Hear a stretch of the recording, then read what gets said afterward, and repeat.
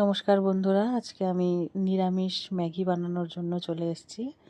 আমি এখানে কাঁচা লঙ্কা, ম্যাগি আর একটা আলু কুচি করে কেটে নিয়েছিলাম, সেটা তেলের মধ্যে দিয়ে এভাবে ভেজে ভেজে নিচ্ছিলাম। জানি সবাই তোমরা বানাতে পারো, কিন্তু আমার মিনি কিচেনে এটা আমার জন্য খুব স্পেশাল, কারণ আমি রান্না করতে খুব ভালোবাসি। তো এখানে আমি হলুদ লবণ দুটোই দিয়ে নিয়েছি, তারপর ভাজা করে নিচ্ছিলাম। এই যে আমার উনুনটা খুব সুন্দর জ্বলছিল, খুব সাপোর্ট করেছে আমাকে।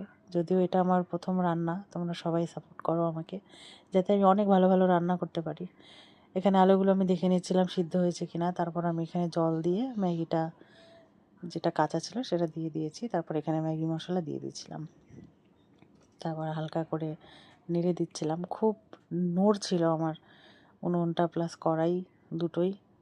এই যে খুব সুন্দর ম্যাগিগুলো সিদ্ধ হচ্ছে। এই যে এটা একদম পরিপূর্ণ রূপ যখন ম্যাগিটা তৈরি হচ্ছে। এই যে তারপর এভাবে আমি একটু তোমাদের দেখাচ্ছি। তারপর ঢেলে দিলাম আমি একদম 100 জনের জন্য রান্না করা এক কড়াই ম্যাগি গামলার মধ্যে ঢেলে নিয়েছি। তারপর এবার পরিবেশনের জন্য আমি এই যে সুন্দর ছোট্ট থালা, সেটাতে ম্যাগিটা নামিয়ে দিচ্ছি। এটা আমি আমার ছোট্ট বোনকে দেব, ও খেয়ে বলবে কেমন লাগলো ওর পেঁয়াজ ছাড়া ম্যাগি।